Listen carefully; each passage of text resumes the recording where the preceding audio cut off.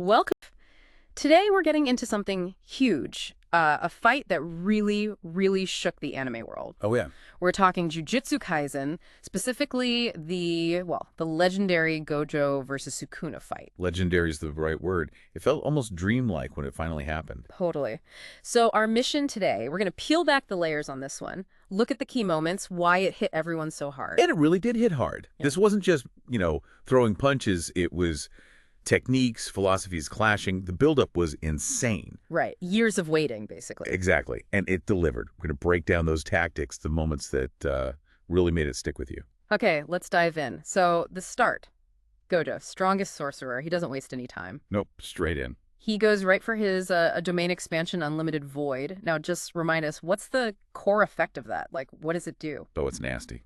Unlimited void, it floods your brain. Just infinite information, sights, sounds, everything all at once. Whoa. Yeah, your mind just shuts down. You're catatonic, totally defenseless. It's Gojo's, ultimate move for a reason. The perfect setup. But Sukuna, king of curses, he has an answer immediately. He pops his own trump card. Malevolent Shrine. And this is where things get really interesting. How did that counter Gojo's seemingly perfect trap? Well, see, most domains, they create a barrier, right? A separate space. Right. Malevolent Shrine doesn't. It manifests right there in the real world. And it's just relentless slashing, cleave for living things, dismantle for objects. And it just cuts everything. Within its range, yeah, huge range. Doesn't need to trap you, just shreds whatever's inside. So it's like absolute mental shutdown versus absolute physical destruction.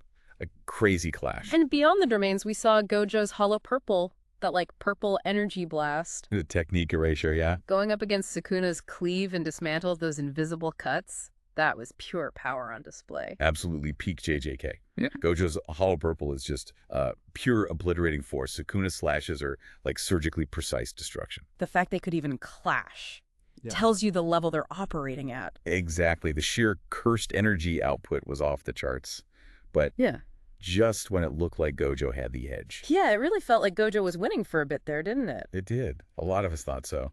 But then Sukuna pulls out Mahoraga. Ah, Mahoraga. Okay, this Shikigami.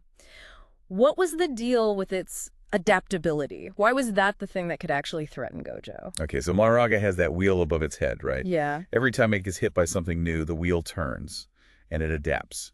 It figures out how to counter that specific attack or phenomenon. So against Gojo, who has all these insane, unique powers. Mahoraga just kept taking hits, turning the wheel, and learning. It literally learned how to bypass Gojo's infinity, how to seize techniques.